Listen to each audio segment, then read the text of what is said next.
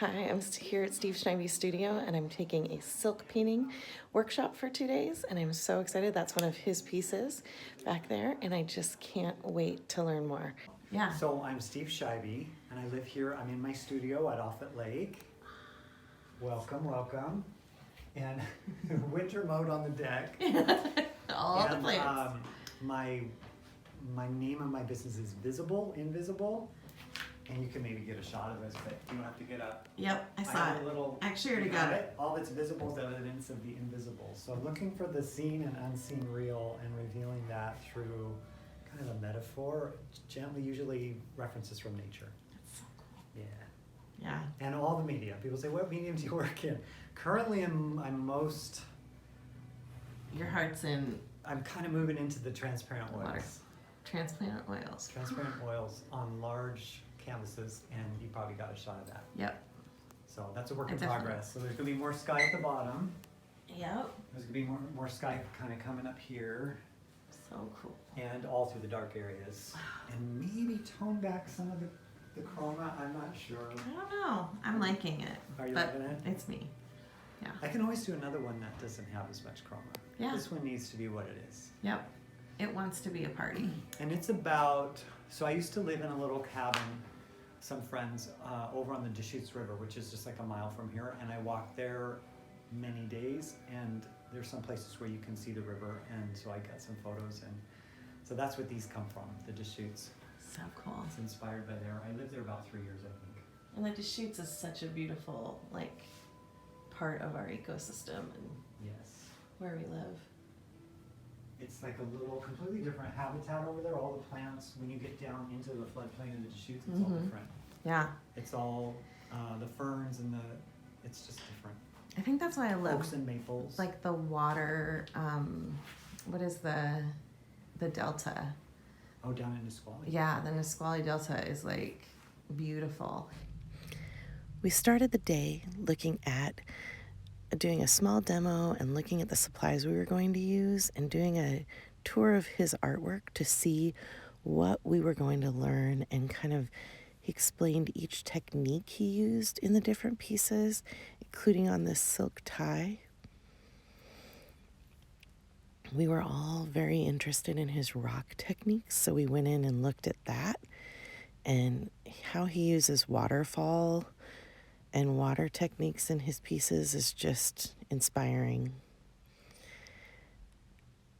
We really talked about the quality of the dye and how it moved through silk, bordered by gutta, Gutta. We used a water-based gutta for this class, and he had pre-dyed a few of them with adding dye to the gutta. It was very, very fun. He talked a lot about technique and how to get kind of a luminous quality to the dye, and we spent some time just walking through some of the silks he'd done so we could really get some ideas in our head about which direction we were heading. We all started working on a tiny silk, and this is him drying the piece he worked on and kind of explaining to us how wet versus dry works in silk as well. These are some of the supplies we used: Jacquard green label dyes. This is the water-based resist gutta, Gutta again. This is an iron-on gutta that makes it a little stronger. And this was the first piece I attempted. I worked very quickly and felt really comfortable right from the start.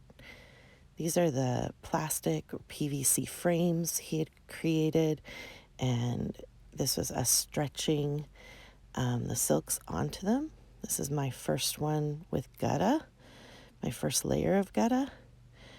And then this is me putting on some gutta, is an additional layer after I had dried my first layer of gutta and silk paint. I really liked scribbling and kind of using some of my really sketchy quality to create a second layer of places for dye to sit in. I really liked using gutta as kind of a secondary sketching source. I really found my vibe was all about creating little bits and pockets of interest. This is the piece that I created at home. It's jellyfish and a bull kelp. And I worked on this sketch before coming to class, and this is what our second day piece was going to be about. And this is it. Very wet, but pretty close to done. I didn't get a lot of intermediate pictures in this one. I kind of was really in it. I love how luminous the jellyfish are. This is my friend Doreen's work. She was working on mangoes, and it was so interesting to see how different all of our perspectives were and how we each made something we seemed to really like. I think that there's such beauty in the pieces we all created and the magic that we made in the room. This is Mary's piece, just beautifully done. Her sketchy quality is amazing. And Lynn's piece was definitely more staid, but also really, really stunning.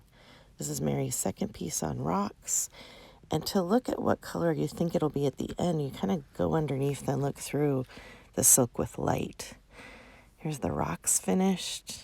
Here's Lynn's gecko, which is also amazing, and her circles, which I really enjoyed. I thought they were really beautiful. Very different than what we were doing, but beautiful. Here's the rocks up close, and the mangoes up close, and Doreen. And one more picture of the rocks. Very light, but beautiful. We worked as a group, but we all... Carmine? Maybe Carmine? What's that? How long has this been your studio? So, probably about 5 years. Wow. I think my grandma passed away 10 years ago, and I didn't move in here right away. There was still a resident cat, Yep. and then it just needed some work. So we still need some work, but It's such a cool space. We were just saying when you were eating lunch that it just had such a good feel. Like it's got such thank you. nice, beautiful space. At the end, we turned all of our final pieces up on end to see how the light came through them, and they all were beautiful and kind of set up a gallery wall of all the pieces we worked on. That this is just a beautiful, freeing medium. Like it's kind of like watercolor, but it's not, and it's just a whole new world to explore. Yeah. It's so fun. Yeah. It's really fun. What about you, Lynn? Are we putting them all? What did you get out of the class? It's just fun. It's just fun. It's fun. It's joyful. Yeah. It's fun. Mary, you got any thoughts? I want to come back. You want to come back? Steve, we all want to come back. Sounds awesome. A group, well, I think a group that really dives in and feels like pushed to be free. Like there is this magic that happens in the room. Yeah, Yeah, I it's agree. good. yeah. I'm gonna cry a little. Well, and see, So we're, good. we're all really used to working with one another. Like we've Yeah. done this for years. Yeah. But when we're at camp, we are, we're working on our own projects, but we meander continually through the Watch each environment. other. And yeah, and we're, Something else we're really good at is gentle critique, like asking for help when we're stuck, and then offering really constructing, just take or leave, Yeah. which I think is so important. And I don't think any of us, I know personally, I can't speak for others, but I don't think any of us have ever gone, wow, I feel crushed because you said, you know, this and this about my piece. That no one's ever, No, I just don't think that's ever happened. no, I don't think so either. Yeah. That's Let me think for a minute. Yeah, but I just know I'm cooking my dinner, that's it. I mean, what? This was the most I don't want exquisite, the headache. liberating, No, and and recently beautiful we were at a experience function to and I'm create like, on okay, I want a silk little bit of red and wine. see how your imagination that transferred to a so? medium that you have never used before and find that it was lustrous and delightful. Anyway. It's hit and miss with red wine. I I don't get love it. you. I haven't got it lately. So I maybe love it's a you sulfite so thing. much. My I heart don't is know. full. But Okay, I'm ready for profound. Oh, you're videoing. I thought you were gonna say profound things. no, I'm saying. I'm in shooting love with this stills now. technique. Steve is an amazing teacher. Absolutely. No, you really What you a brought just, fantastic class. and I think you brought just enough structure, but you didn't so over structure it Okay, thank you. that we didn't. I mean, look at how much variety is here. It's hard to get that balance of how much time do we spend in there presenting because you want to get to it, Mm-hmm. and how much head, and how like you were doing. Cold, I used to do ice cold, but it's not critical. But a little bit, especially turquoise, will come out. So yours will have some turquoise coming out into the water. Don't panic. It'll just look like a little bit, but it won't change how that looks. Okay. Is it soap and water, or is it just I use shampoo. shampoo, baby Or shampoo? Anything you use on your hair, Synthropol if you have it, but it's kind of strong. It's a little stinky. And I just like to use what I would use on my hair, because if you can use it on your hair, you can use it on silk, which is also a protein hair, right? That's great. Just think about that, and then a little bit of conditioner in the rinse, just for fun, just like you do on your hair. Yeah. Yeah, just to soften it, because silk's a little bit a little firm. Somebody was saying it was scratchy. Who said it? It pops balloons. Yes, it was scratchy. It felt a little bit scratchier. And it'll pop balloons. Remember you? Oh, that raw silk, yeah. So a little bit of conditioner softens it, the hand of it, which is really fun. Okay. And I'll send you the washing instructions in it. Thank you. The class as a whole was very intriguing and really made me think about how I was going to build a silk studio of my own and work in this medium more, because I definitely felt like it was something that just felt incredibly wonderful and unique and interesting to me, and I can't wait to set up my own space. Steve's space was lovingly put together. It was so nice to have his art surrounding us so we could ask questions about it.